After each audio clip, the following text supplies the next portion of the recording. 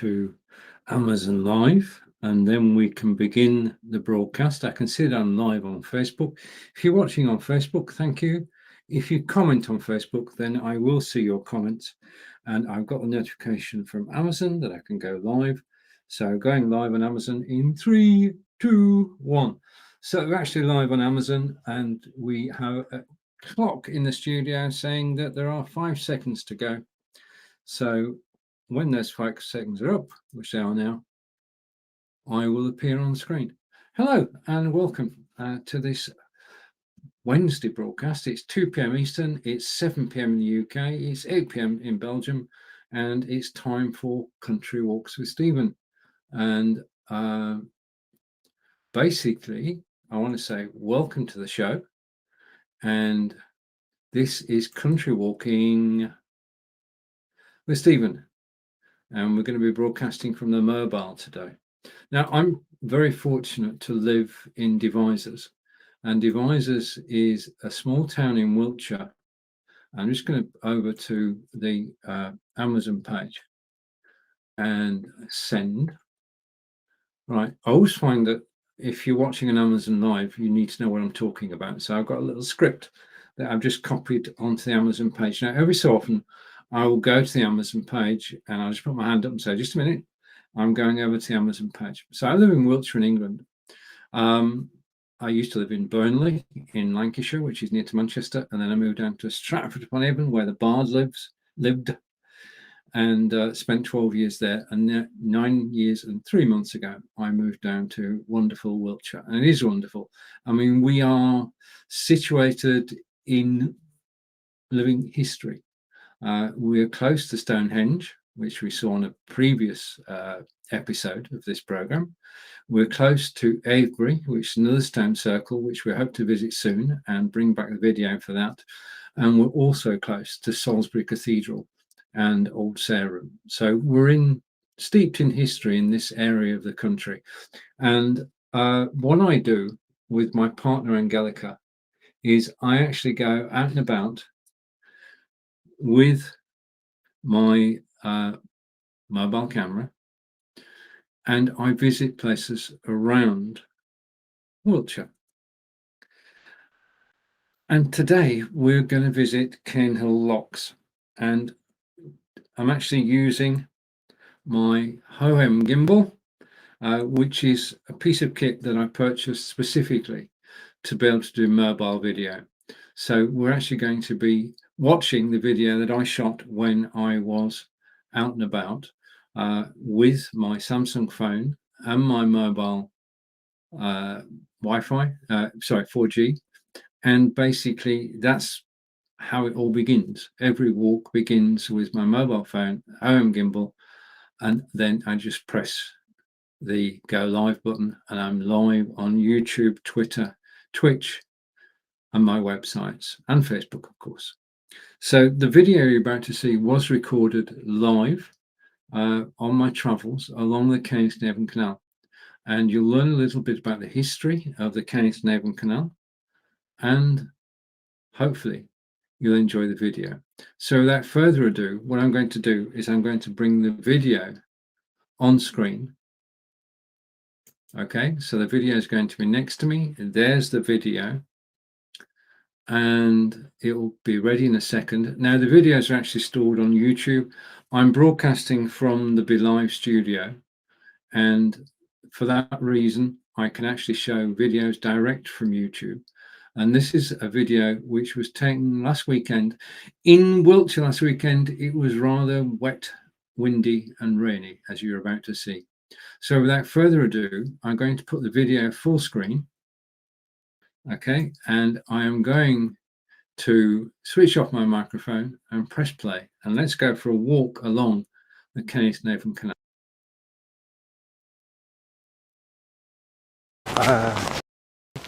A trade route.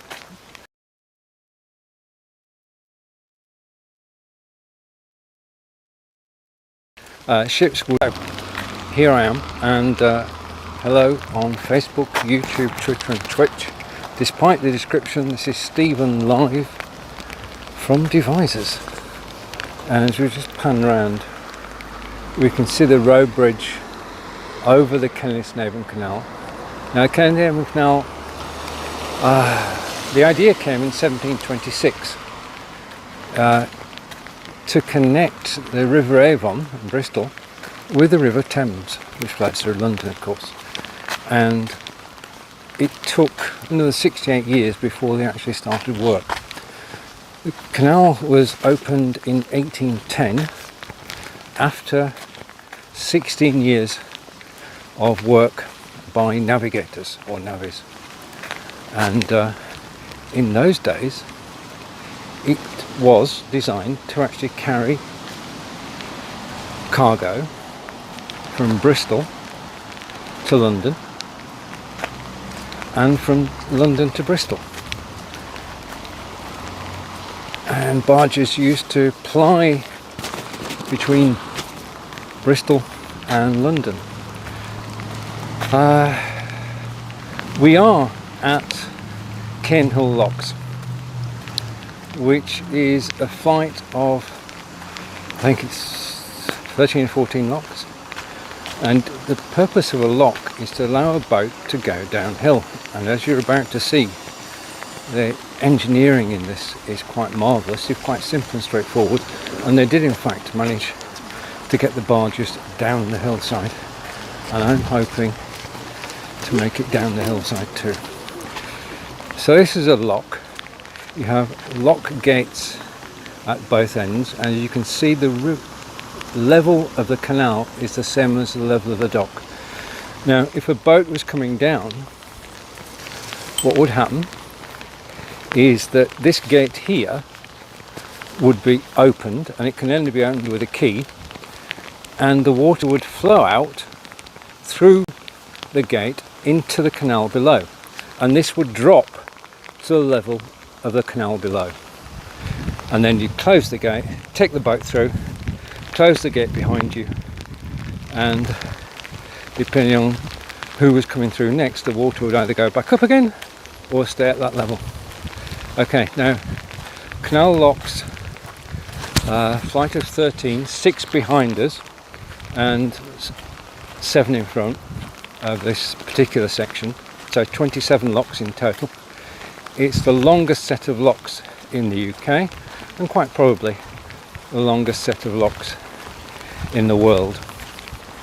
And this is the exact route I take when I'm practicing for my walking. So half marathons and marathons. So imagine that this is a beautiful sunny day. The sun is, I'm trying my best to actually do that. Okay, so the canal opened in 1810 and it was primarily a trade route. Ships would land at Bristol docks, be offloaded onto boats on the canal, and the boats would head for London. Okay, now this section of the canal itself is 87 miles, connecting the River Avon with the River Thames. And on a beautiful day, it is the most pleasurable of walks. And the problem was that they finished the canal, and then somebody went and invented the steam engine. George W. Stephenson amongst them.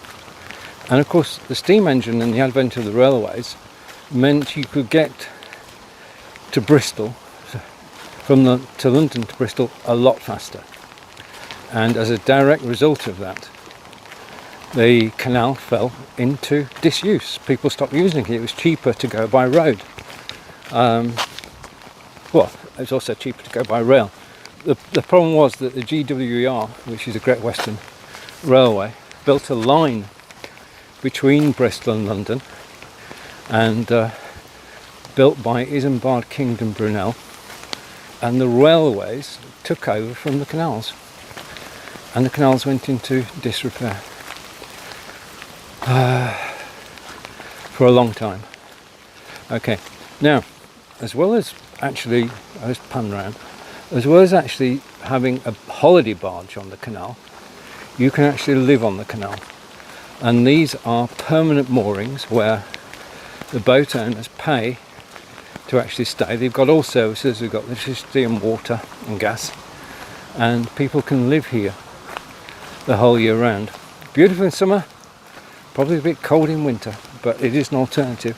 And of course, you can always take the boat out for a run anytime. I decided that they would reopen the 87-mile stretch or length of the Caen Hill Canal, and they're set about doing that. Now you can go onto Google. If you Google Caen Hill Canal, you will see that the locks were in disrepair. The gates were hanging off, and it looked very unkempt and unloved, and well, it was, but it's been fully restored. The Queen officially opened the refurbished canal in around 1990, and now every summer, when it's not, even when it's raining like today, people will go along the canal, travelling from the Thames down to Bristol at the heady speed of between 3 and 4 miles an hour. Going on a holiday barge is true relaxation because you're not going at any great speed. Now, this navigable set of locks from top to bottom takes about 2 hours to get through manually. I've seen people actually do it on their own, button attached. I'll come back to that in a minute. Here's the Caen Hill Canal, the Caen Hill Lock flight. Feast your eyes on this wonder of waterways. 16, there we are, 16 locks built so that boats can climb a steep hill. Notice the clever way the side ponds, and we'll look at the side ponds in a minute. But you can actually volunteer to be a member of the Canal Trust. And to give you a map, this is, oh, you're looking at the fence, I'm going to go down a bit. This is a map of the waterway. I'll post a map later. Okay, now, when the lock was open and fully functioning, it needed a lock keeper, and that across from us is the lock keeper's cottage, and again that went into disrepair, but 3 or 4 years ago it was taken over by an enterprising young lady and is now, well, it's a loved cafe. It's an asset. When you actually come down, walking down here, one of the things you can do is stop off for coffee and cake or lunch, and very welcome it is too. It's been reopened, and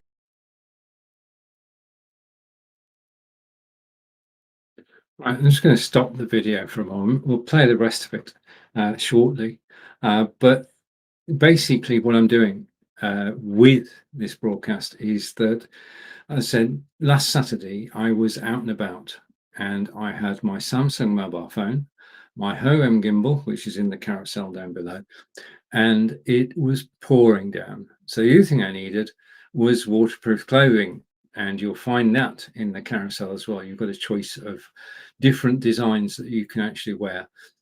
Keeping the camera waterproof, well, that's a difficult one. It just survived. I think I'm going to look for, if you know of any, covers which can actually protect a non-waterproof camera, but I'd be delighted. Now, the other thing is, I'm all about networking, and if you want to comment on this video, then please do, and tell me where you're from, and we can actually start a conversation. I mean, that's the whole point of live video, is to actually start conversations.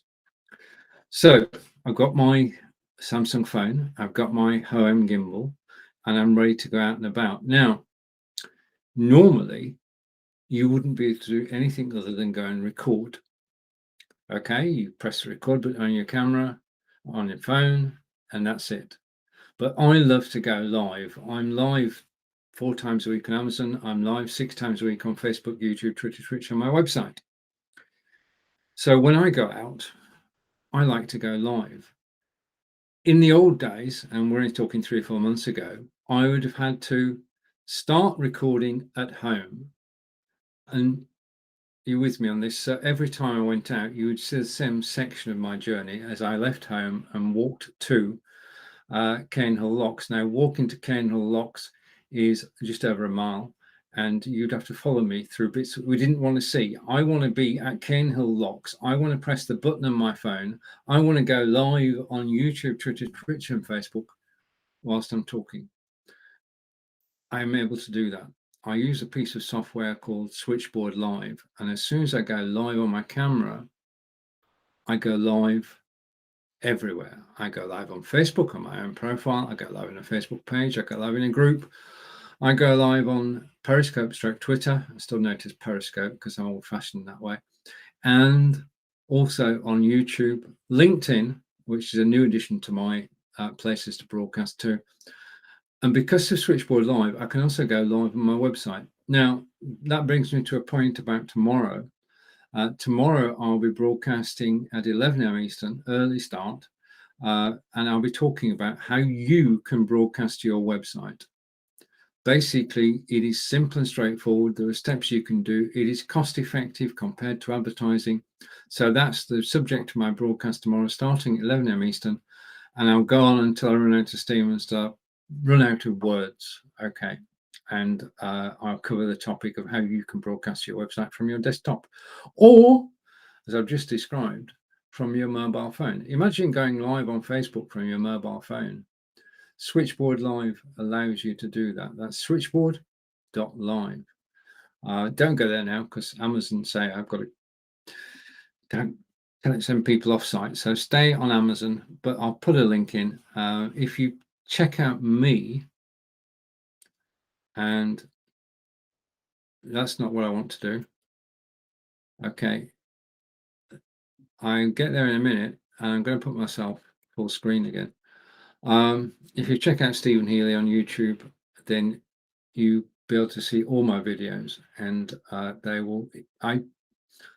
apart from being on Amazon Live, I spend my time as an educator and showing people how to do things. So whenever I talk about anything on Amazon, it's because I know about it, and I've got a message coming in from Corinda. Just let me take that off screen. Anything can happen in my live broadcasts, and usually does. So let's go and go back to me, and we'll take Corinda's first comment. I'm getting comments because in addition to being live on Amazon, Corinda's live, good. And Corinda's live on LinkedIn, well done. Okay, right, okay. And I'm live on Amazon Live and Facebook, and also on LinkedIn.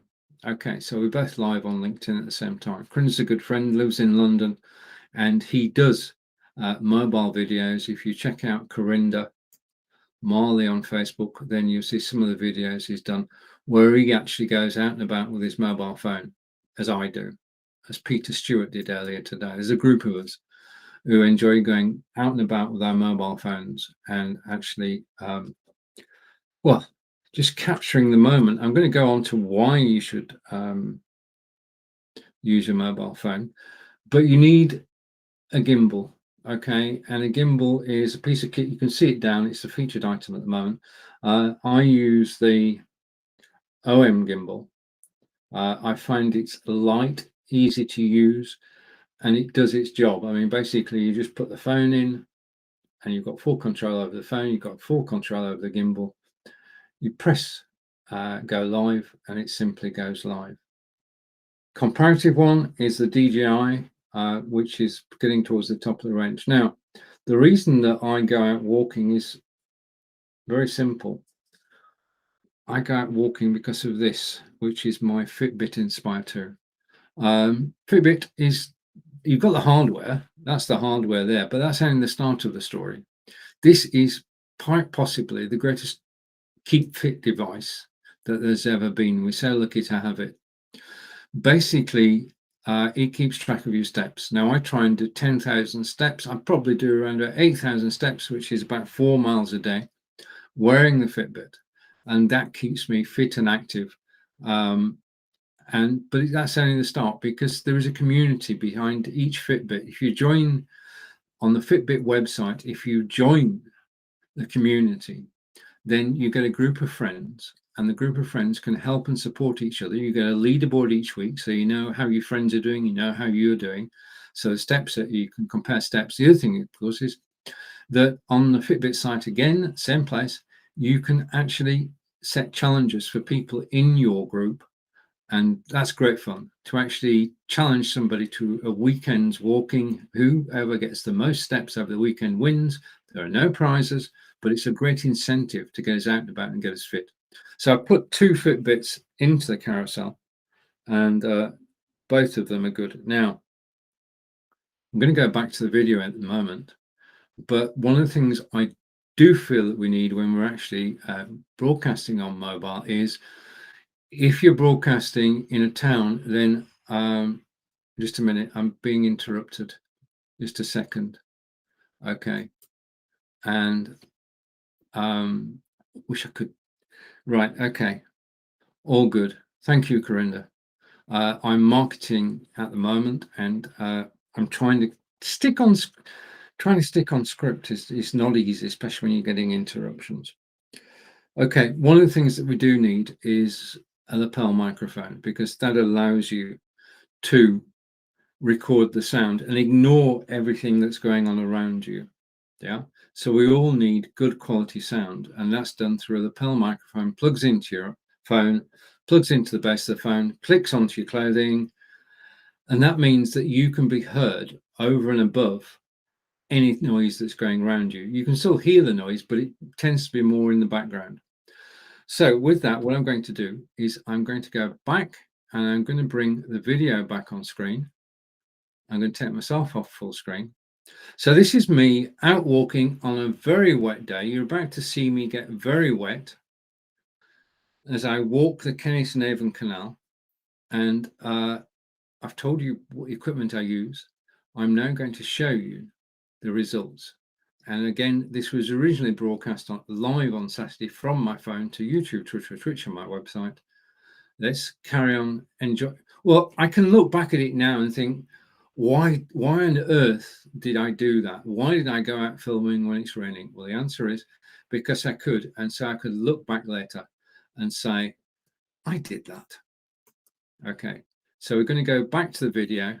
That's the end of the walk. We're not at the end yet. So what I'm going to do now is I'm going to switch my microphone off, press play. I shall be back shortly.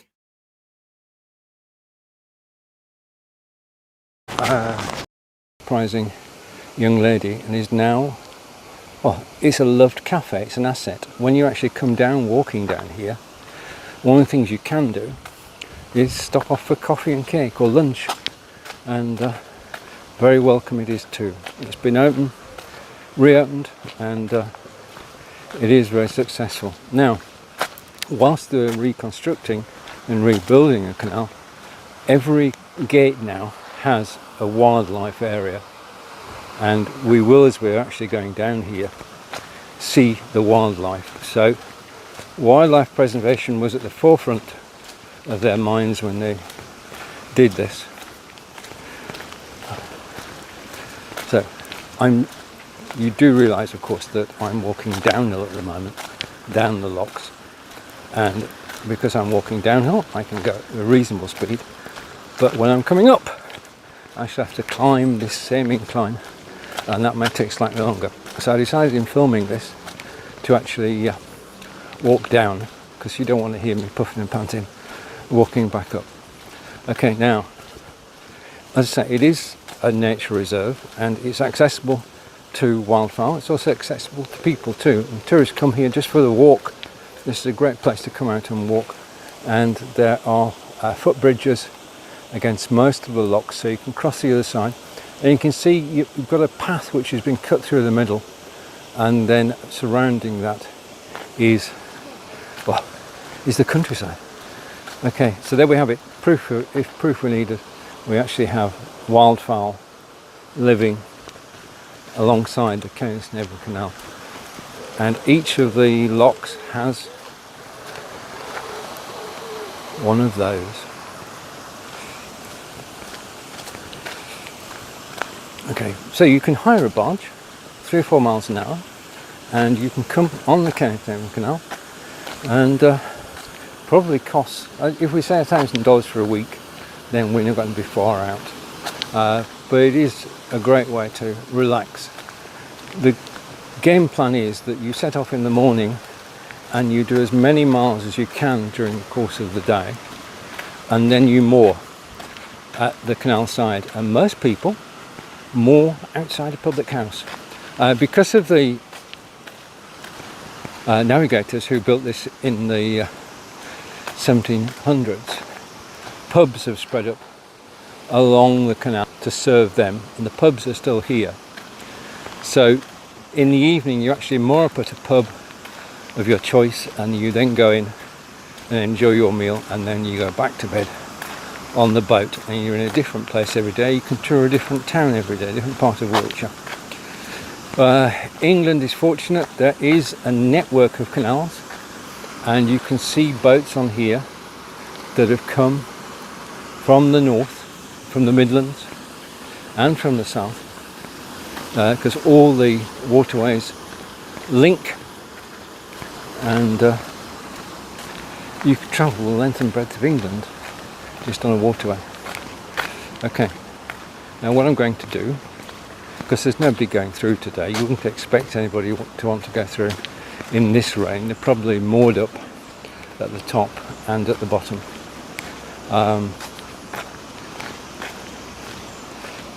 And it's just a beautiful, oh, there is somebody coming up, that'd be good. It's just a beautiful day, and you can see the locks. And if I go this side, let's go around, you can see the trees as I go around here. Here's the lock, and it's waiting for a boat to actually come up, and then once it's up, the water will fill the lock, the boat will rise, and then it can go up to the next level. So in this way, two boats can go up and down at the same time from one level to another, and you can see the sequence of locks. As I say, it takes about 2 hours to actually go through this. There are two ways here. I've taken my hood down, it stopped raining. There are two ways to get here.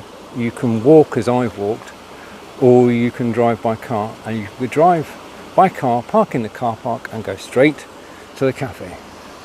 Okay, but we're not doing that. I'm doing a walk before I go to the cafe. Oh, I'm going to the cafe, don't worry about that. They have some beautiful cakes and some cappuccino with my name on it. Okay, so we have here somebody who's actually going to come up, and as if magical, what will happen is that we'll see this boat rise in the lock. Now you can see that there are 3 people at least involved in bringing this boat up the lock, and you can see, if we go down here, out of their way.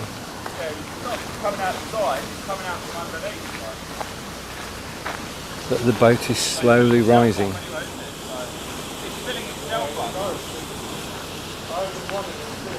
So the water is coming in from the top, it's filling the lock, and the boat is rising. Now you can see there are steps that people can climb to actually get off the boat, up and down, and takes us on to the next lock. So this lock at the moment is closed, and take a close look at the lock. So you need a key to operate this. The key goes, or a handle with a key, it goes on there, and you wind it round. That winds the thingy, we'll call it a thingy, and that opens the gate. And in a moment you can see this boat is actually rising as the water flows in from the top, and it's slightly, well, it is ever so slightly diagonal at the moment. Ideally it should be straight, but these guys know what they're doing. I mean, they've got through so many locks so far. Okay, I'm going to continue my journey down the locks, and I wish them every success in getting through. I was getting some looks then, so I thought it best to actually move on. Again, we have a nature reserve at the side of the lock, and we've got seagulls there today.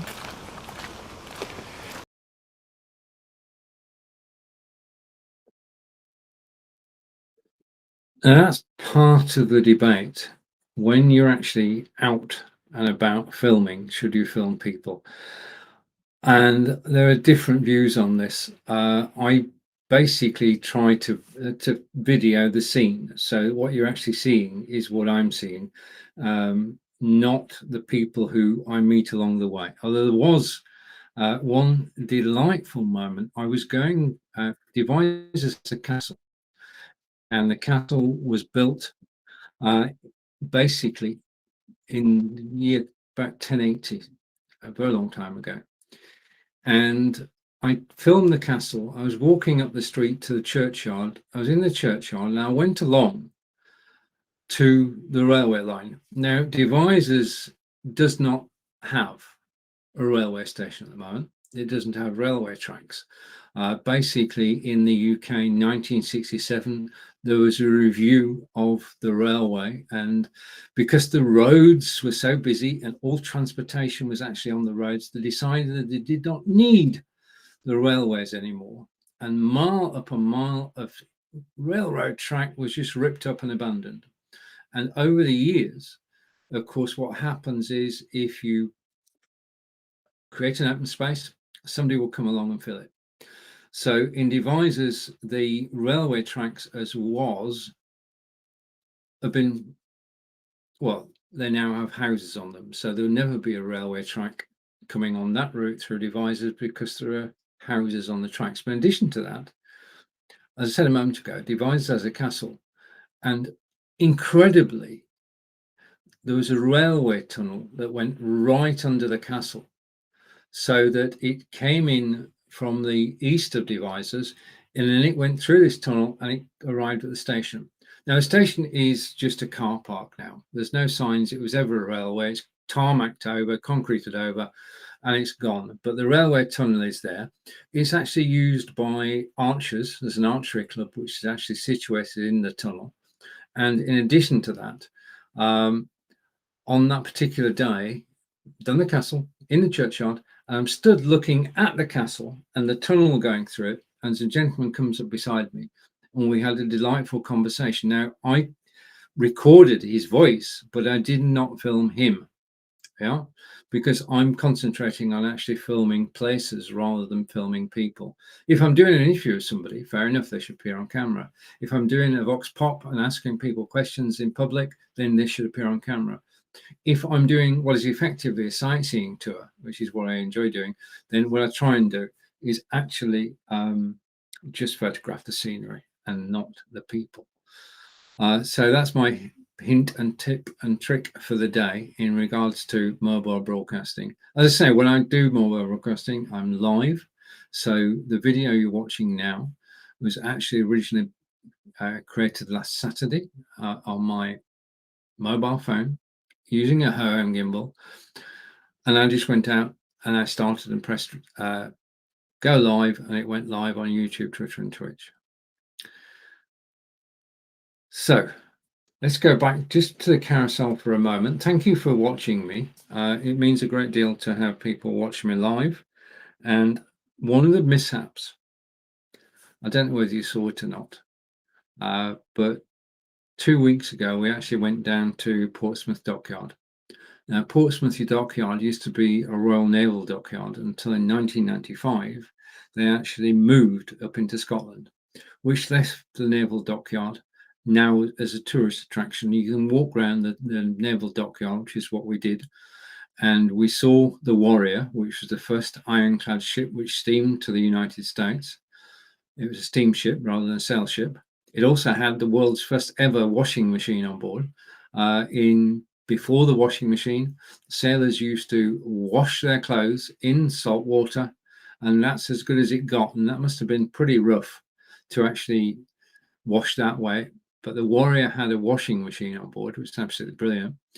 But around the corner from the Warrior is HMS Victory, which took part in a battle, very famous battle, where the English warships fought the Spanish and French warships, and England were victorious, and they were commanded by Lord Admiral Nelson on the day, and his flagship was the Victory, and the Victory is in Portsmouth dockyards, and I filmed the Victory in all its glory because it's a beautiful sight to behold.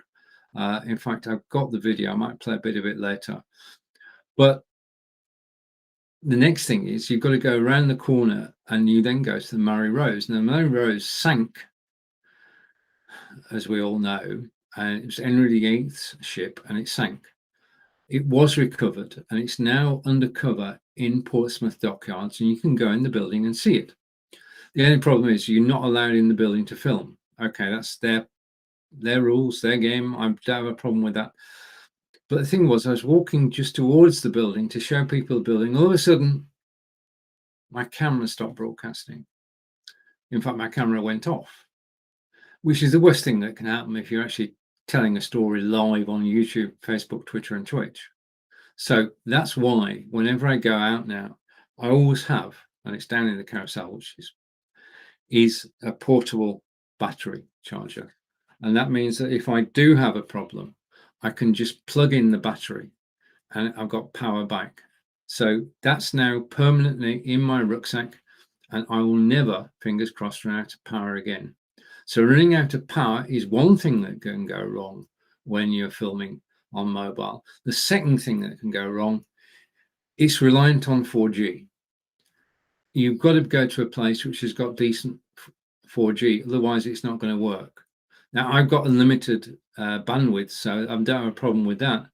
But if there isn't sufficient 4G, then you're going to have a problem. Now, I went to Portchester Castle day after I went to Portsmouth Dockyards, and Portchester Castle is where Richard II sailed across to France to actually become victorious at the Battle of Crecy.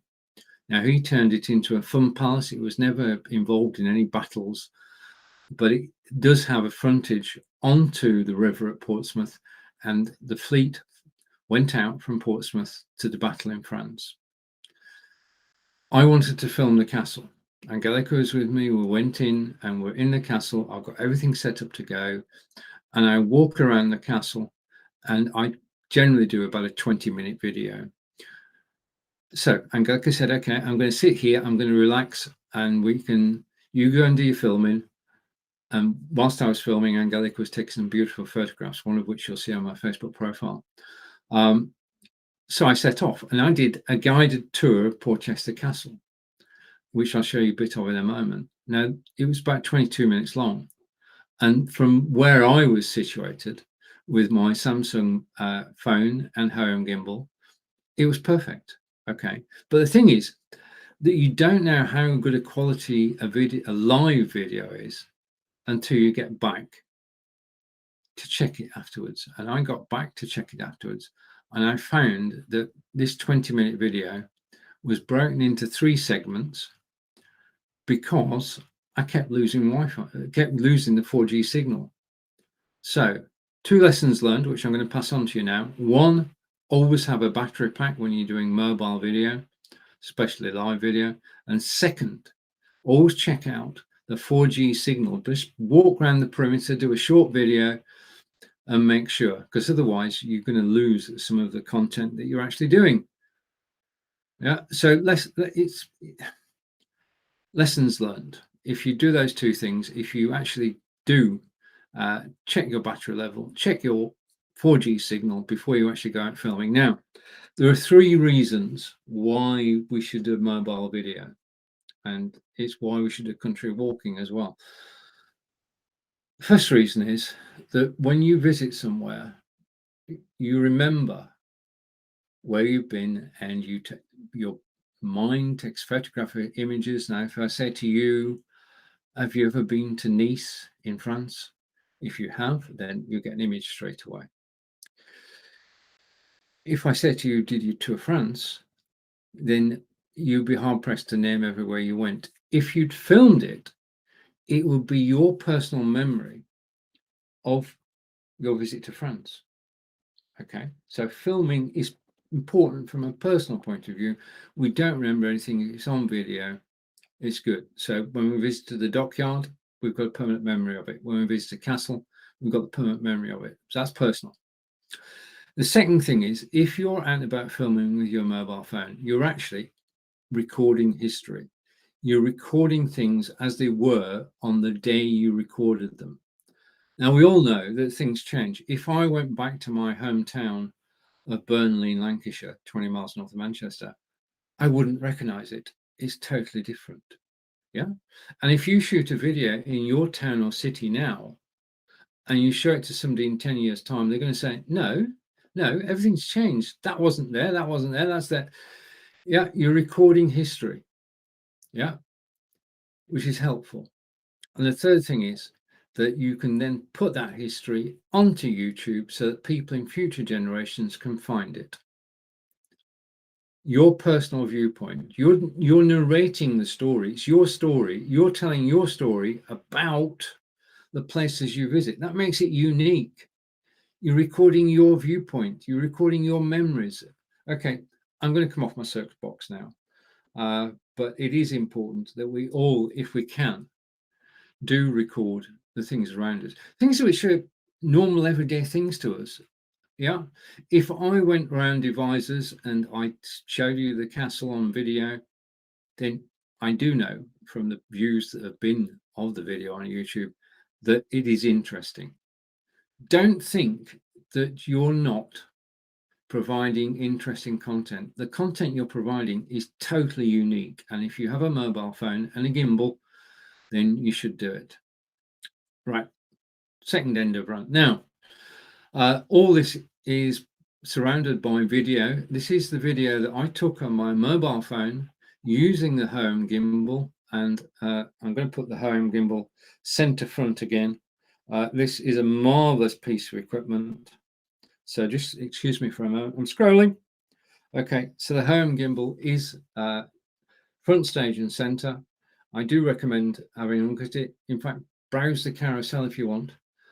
Right, okay, so what I'm going to do is take myself off full screen, and we're going to continue our journey down the locks in a second.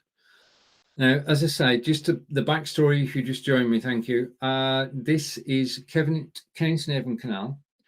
They started building it in 1794. It took 16 years to build.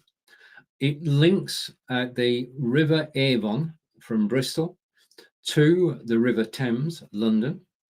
Okay, it was a waterway. Goods came in from America into Bristol. They were taken off ships in Bristol, put onto barges, and the barges went to London. That was commerce in the early 1800s. That's the way it was. Okay, and this was the cheapest way to get goods from Bristol docks from the USA to London. It was a direct route. This is virtually a straight line across the south of England. But, and there is a but here before I actually play the video, what happened was that George Stephenson and others invented the steam engine, and that meant railways. And Isambard Kingdom Brunel, you may know him from the Suspension Bridge in Bristol, he built the railway line between Bristol and London. Okay, so it's this is the 1800s, and he built it, and it was easier to ship goods on the train than it was to ship them on the canal, and it's cheaper. Okay, so this is economics. This is the situation that you've got, that it's cheaper to go by rail than to go on the canals. Barges on canals travel at 3 and 4 miles an hour.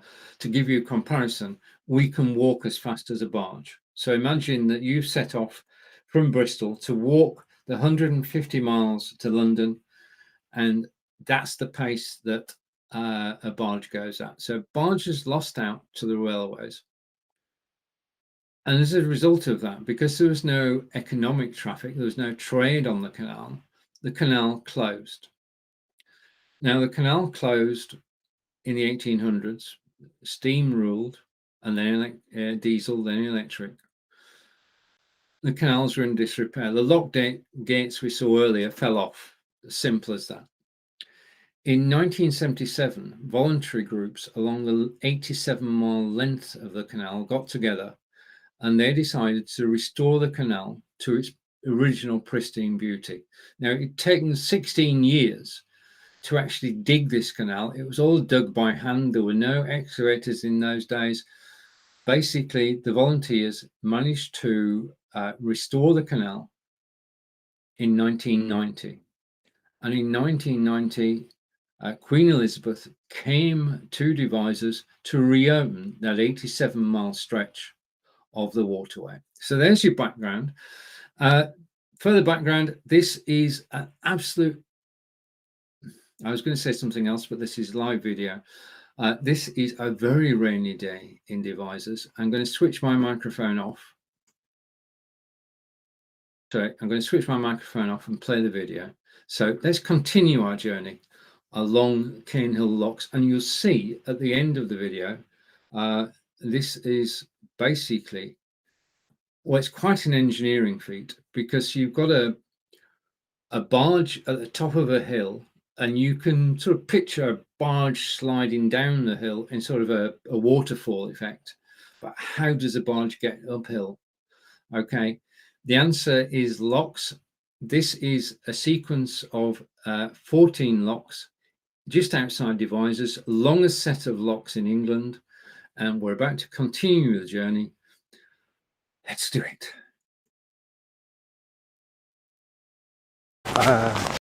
Down the locks, and I wish them every success in getting through. I was getting some looks then, so I thought it best to actually move on. Again, we have a nature reserve at the side of the lock, and we've got seagulls there today.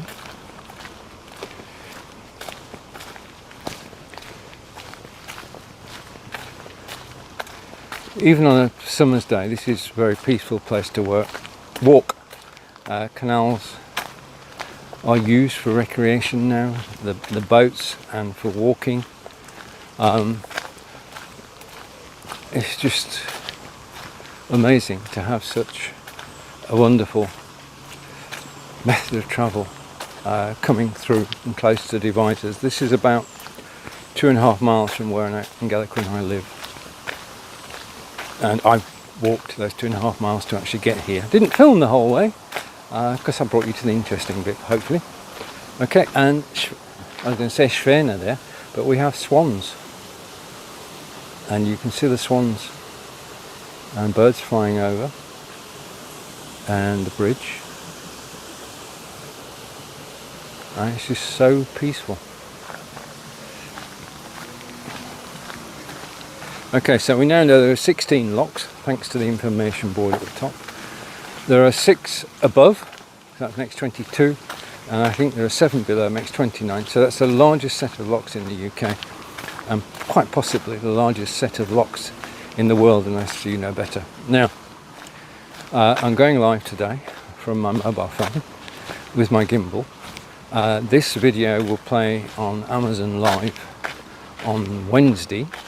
If you're watching live at the moment on Facebook, YouTube, Twitter, Twitch, or the websites, then thank you. I can't see your comments at the moment, but I will reply to them once I'm back on dry land. Now, each of the assets is numbered. This is lock number 38 on the Caen and Avon Canal. Okay, so I'm going to switch to the side now because I want to photograph the scenery, not the people. So switch sides and we're actually going down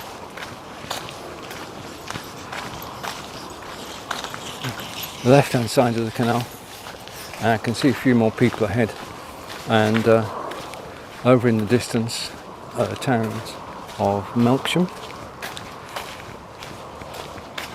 I'm just going to keep going. Okay, if you have questions about the Caen and Avon Canal or about boating, then please do ask them. I'll try my best to answer, as I say, when I get back. Now, the technology behind this is Switchboard Live, and Switchboard Live is taking this signal from my phone and automatically posting it out to 10 destinations on Facebook, YouTube, Twitter, Twitch, and the website, and all that takes place automatically. I was fortunate to buy Switchboard Live on an AppSumo deal, which means that I don't have to pay anything ever again. I can just use it, and I do enjoy using it. I use it when I'm on my walks like today, and on all the broadcasts that we do during the week, apart from the broadcasts afternoon on Amazon Live. Okay, so we're now down to lock 36.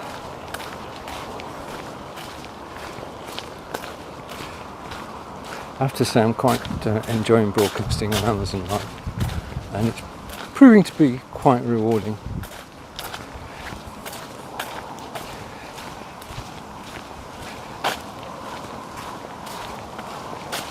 Now, I always use two things while I'm out. One is my my Fitbit, which is counting the steps that I do. It's no idea where I'm walking, it just knows that I'm actually moving. And then Map My Walk, which gives a map. You can, if Angelica can actually track me on Map My Walk, and she knows exactly where I am now. And that's on the premium version of Map My Walk, which from memory is about $10. You can actually give permission to your partner and others, if you wish, to actually follow you and follow your journeys, so that Angelica at the moment could see me on Facebook, and she could see where I am on the map. I'm probably round about, and my phone may tell us, I'm probably about 3 miles outside Devizes now. And again, it's beautiful. Oh, there we are. How's that?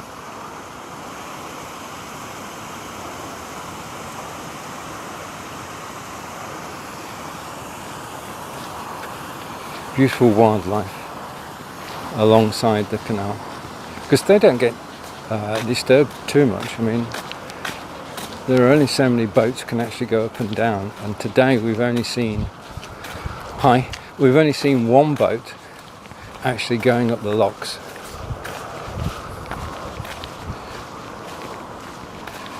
Okay, so 34.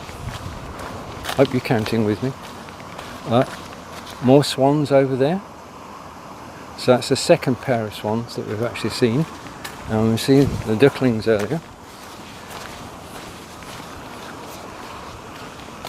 And I think there may be another boat coming through this lock.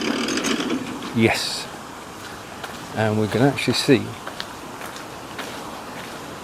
the lock gates open when they push in a moment. Just waiting, the gate on the right hand side has been opened, and now we're waiting for the gate on the left hand side to be opened, but the water will flow through. I don't think they really need to open the second gate. Obviously it would be faster if they did, but they know what they're doing. So the water level is now falling from the level that it is there to a level that it is down here. Okay.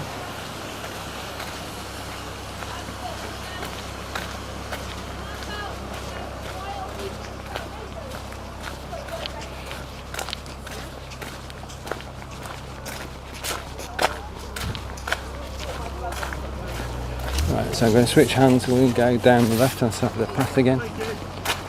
Try to.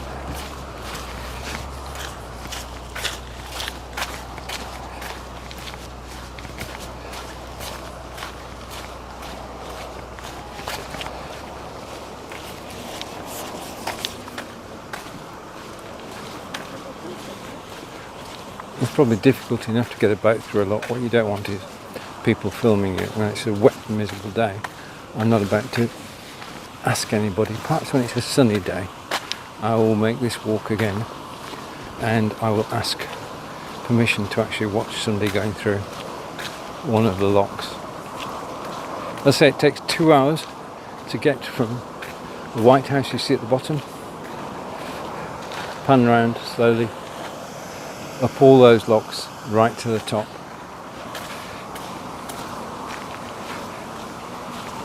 So carry on our walk as we go down.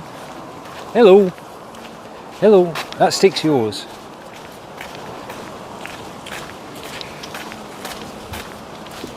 Okay, so carrying on, go back to the centre of the path. Okay,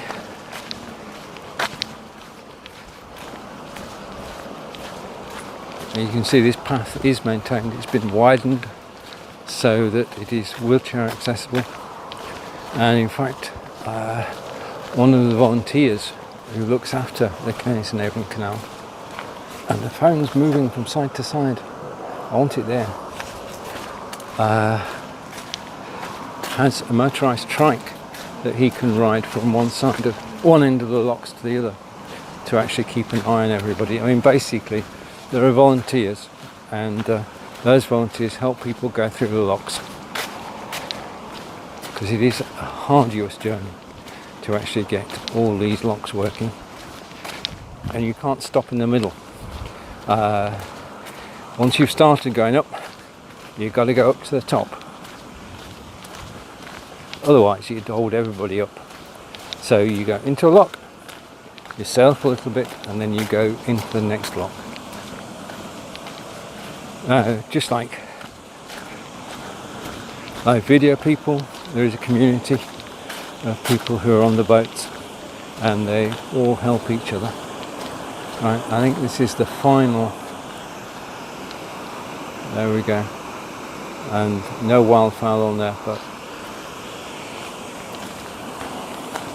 when this was re-engineered, they really did think about the countryside and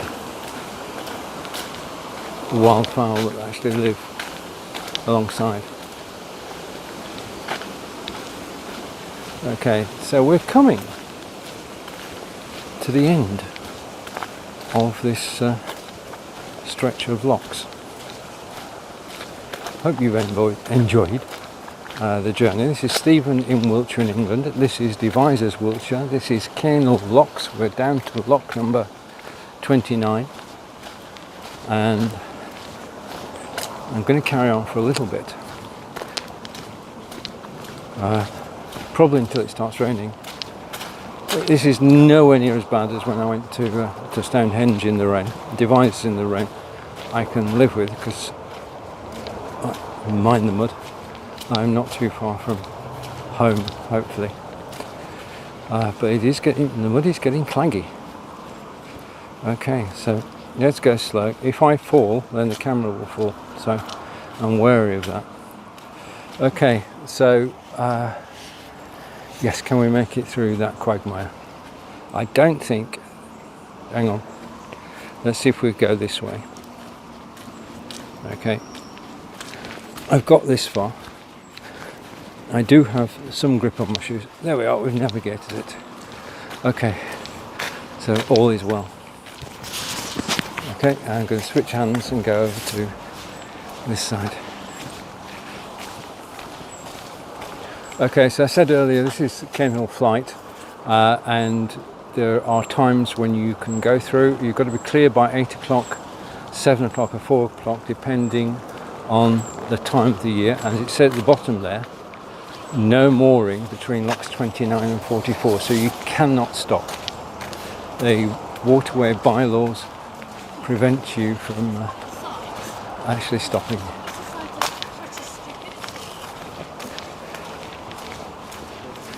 As we get towards the bottom of the locks. Now, people cycle along here. It's a great cycleway. As I said, it's 87 miles long, and you could actually cycle, if you wished, from Bristol to London just on the canal. Now, there is what hopefully will come back next year, an annual canoe race which goes from Devizes along the Caen and Avon Canal to the Thames and all the way down to London. And it takes them 2 days in a canoe to actually get to London, and it's very spectacular. Okay, so this is another lock. This one is right up against the bridge. I would say that the lock came first, the bridge came second. Okay, so the canals came before the roadways. There's probably, I don't know, I'll have to check that. Okay, and the bridges are numbered as well. Now I'm going into a tunnel now, and it's only a short tunnel, as you can see, and there's water in the tunnel, but I'm going to try. Let's see what it looks like. It looks pretty deep from my side. Okay, right. Okay, let's go back, because that is not navigable. Well, it is, except I would have immense wet feet. So I'm going to pull over to the side, and you can see a beautiful shot of the locks going right up to the top of the hill. And it was built to bring a barge from the top to the bottom, and it just simply brilliant feat of engineering and in use every day apart from closed season. You've seen people who actually live along the canal side. Okay, so discretion is the best part of valor here. I'm actually going to go to finish this. I'm going to go up here on the path and over here, closer look at the lock before we end this broadcast. If you're watching this, thank you. If you've got any comments, I'll get to those when I finish the broadcast. If you are watching this on Amazon Prime, thank you for watching on Amazon Live and Prime. And I'm just going to go down here. Okay, one hand to steady and then go around. Okay, so you're walking with me, and I'm going to go across the bridge. Okay, so across the bridge, but we've got water there, so that's right. Okay, with this view of Caen Hill Locks, this is Stephen. I'll leave you for now. Take care, enjoy the weekend, and goodbye for now. Bean.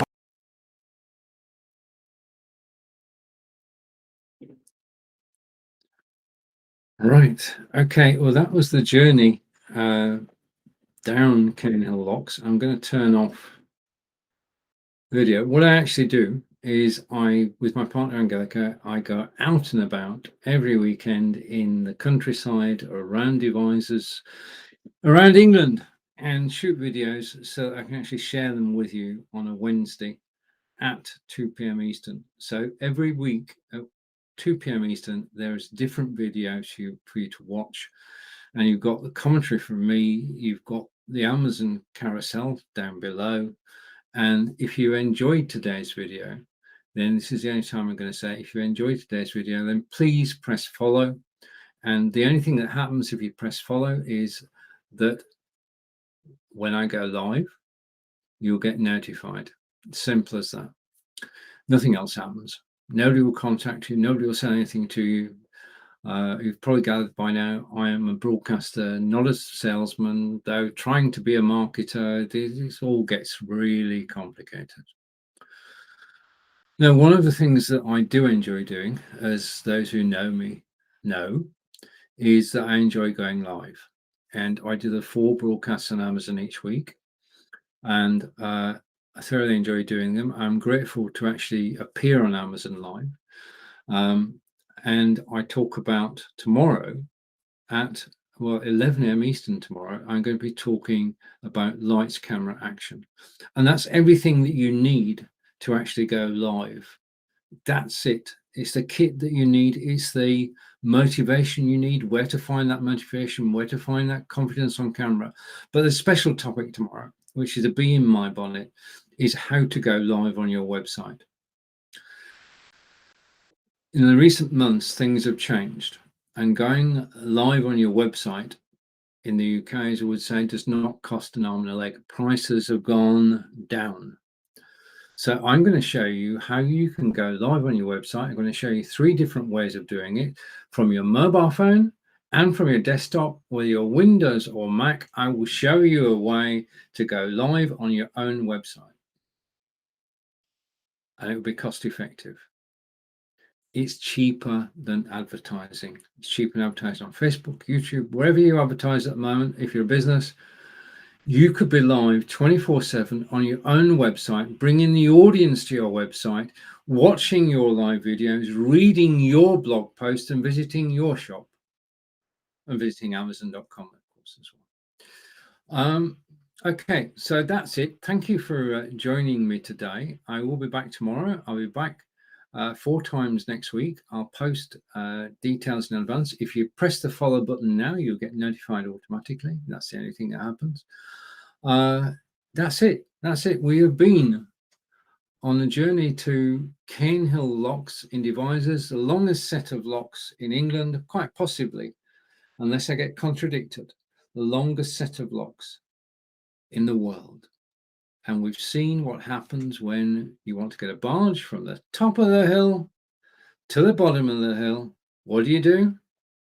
You don't build a slalom course, that's for sure. What you actually do, in the 17th and 18th century, they built locks to take a boat slowly from the top right down to the bottom. You saw how steep the climb was. If I go sideways, you'll get it. Right. So that's it. We're done. Till next week, or until tomorrow. Thank you for watching. It's been a blast actually broadcasting, and I'm off. Angelica's cooking today, so it's my day off cooking wise. So I'm about to enjoy a delightful meal, cooked in George, as in George Foreman. So it's a grilled meal. Enjoy the rest of your day. Thank you for joining me. You have been watching. This will not work, but I'm going to press it anyway. No, that didn't work. Try that one. Okay, come back to me. You have been watching Stephen Healy in Devizes in England, taking you on a grand tour of Caen Hill Locks. It's been my pleasure. Take care, and I'll see you all again soon. Goodbye for now.